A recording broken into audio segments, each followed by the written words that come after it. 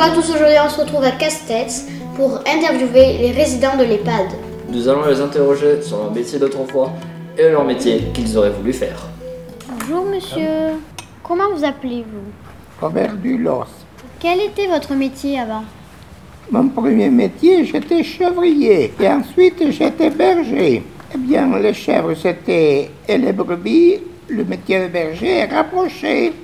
Mais il y a des choses un peu différentes. Il faut faire l'un, c'est-à-dire chevrier, pour arriver à faire un bon berger, pour apprendre. Où est-ce que vous faisiez ce métier? J'ai commencé à Léo, à mon pays natal. Et après, on m'a donné les brebis à la place des chèvres. J'ai commencé à 220 et nous avons gardé le troupeau à 440. Et ça faisait beaucoup de bêtes pour un.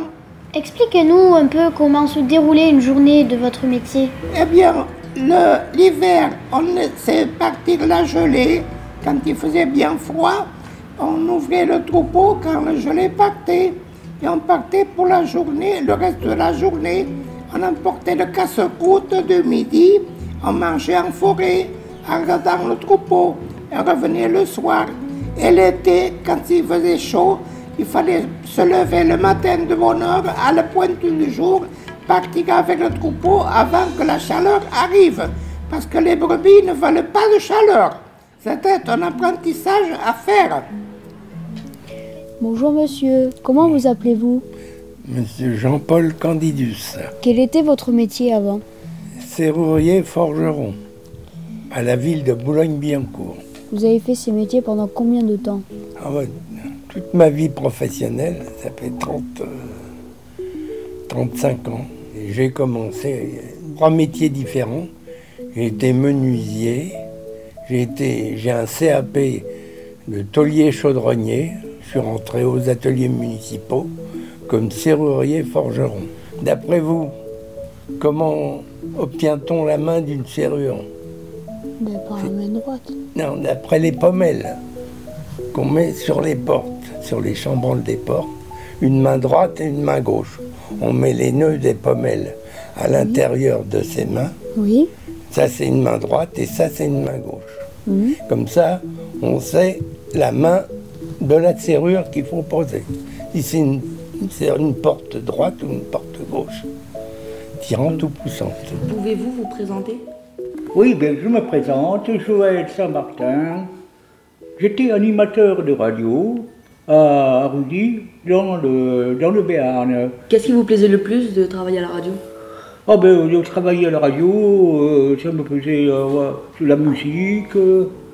J'aimais bien faire aussi le journal.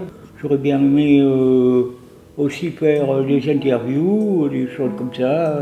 Et il y avait des inconvénients à travailler à la radio? Oui, le problème c'est qu'on a appris qu'il n'y avait que 5 animateurs, pas beaucoup.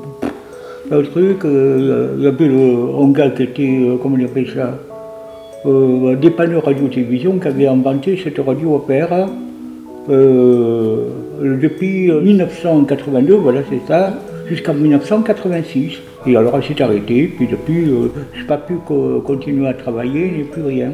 On avait un micro sur pied, avec une espèce de comment on appelle ça, de bahut très petit, le CD qui était à côté de moi, et l'amplificateur un peu plus loin. Je mettais, il fallait tourner le bouton de l'amplificateur et parler avec le micro, tu vois, comme ça, comme ça. Bonjour, comment vous appelez-vous? Madame Somparelli. Quel était votre métier avant? Aide-soignante. En quoi consistait ce métier? À soigner et surtout à être là pour le malade. Ça commençait d'abord par les thermomètres, prendre les températures, et après il y avait le soin du malade, c'est-à-dire sa toilette et tout ce qu'il fallait à côté. Dans quelle ville avez-vous exercé ce métier? À Dax exactement, à la clinique Saint-Vincent. Vous avez fait ce métier longtemps? Oh, pendant quelques années, oui. Et je l'ai quitté parce que je suis tombée malade. Est-ce que vous vouliez faire ce métier? C'était pas celui-là que j'avais choisi, mais dans la vie, on ne choisit pas. Et non, je voulais être danseuse étoile. Qu'est-ce qui vous a empêché de devenir danseuse étoile?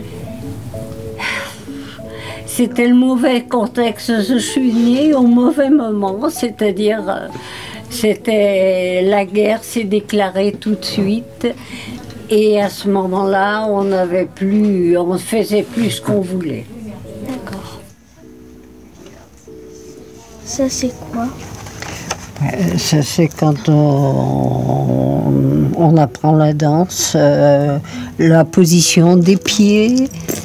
Tu dois tout faire avec les pieds et tu vois la vie. Je ne peux plus rien faire avec les miens. Et est-ce que de soigner les personnes vous a rendu un peu triste de les soigner? Bien sûr, c'est pas toujours amusant. Il y avait des situations difficiles. Je pense qu'il vaut mieux prendre une autre direction si on n'aime pas totalement ce métier. Parce que je pense qu'un malade a besoin d'être écouté avant beaucoup de choses. Il faut être là pour lui et en beaucoup. Est-ce que vous aurez voulu faire un autre métier? Oh non, non. Ce que je fais, ça vient de mon idée. C'est dans le sang. Mon arrière-grand-père a été berger toute sa vie. Moi, je veux en faire autant.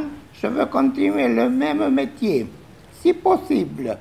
Est-ce qu'il y aurait eu des métiers que vous auriez aimé faire? Oh, la musique de tout, c'est-à-dire que j'aime le rock, j'aime le classique, j'aime le jazz, toute la musique qu'il soit, voilà. Regardez monsieur, j'ai un livre pour vous. J'ai un livre. Ça parle du métier que vous faites. Les métiers du métal. Moi j'ai été chaudronnier. Et forgeron. Et forgeron. Et serrurier, ce qui n'est pas marqué là. On forge les pièces, la forge est à côté, on allumait la forge avec du charbon. Et après ça, on faisait chauffer le métal. Oui. Alors, ce qui est conique là, c'était pour allonger le métal. Oui. Et ça, c'est pour l'aplatir. D'accord, monsieur. Là. Voilà. Merci. Est-ce que c'est le métier que vous rêviez depuis que vous êtes tout petit? J'ai appris à aimer ce métier. Moi, ce que j'aimerais bien, c'est pouvoir transmettre mon métier, parce que, hélas, les ouvriers professionnels disparaissent des mairies. Il n'y en a plus. Et c'est un métier qui se perd. Ah, ça c'est joli. J'ai connu cette race-là. Cette race, c'est un berger d'arête. C'était des brebis de montagne. Faisiez-vous des colorations entre Oui. guillemets? Le maître berger nous avait conseillé de marquer les brebis pour les reconnaître. Alors quand il y avait des agneaux, les brebis tondues, on marquait la brebis avec un numéro et l'agneau le même numéro. Comme ça, on se reconnaissait. Vous faisiez du fromage vous aussi? Non, pas nous. Nous, on ne faisait que la viande, c'est-à-dire les agneaux. Et on vendait la laine. Pourquoi le lieu où vous voulez aller, c'est dans le cinéma? Parce que j'ai toujours aimé le cinéma. J'ai habité à côté des studios de Boulogne. Toutes les semaines, je vais au cinéma ici à Casse-Tête. Toujours la même place, s'il y a la place. J'aurais aimé faire ça. J'aurais aimé danser le lac des Cygnes. Ah oui, ça j'aurais aimé. Ouais. J'en ai rêvé beaucoup, beaucoup. Regarde ça, c'est beau. Regarde. Mesdames et messieurs, donc vous venez d'entendre l'interview de M. Joël Saint-Martin, radio maracénoise à Cassès dans les Landes. Et je vous remercie beaucoup et je vous dis au revoir. Merci. C'est tout. Faut faire ça. Nous avons donc eu les témoignages de ces résidents. Et vous, avez-vous exercé un métier dont vous rêviez ?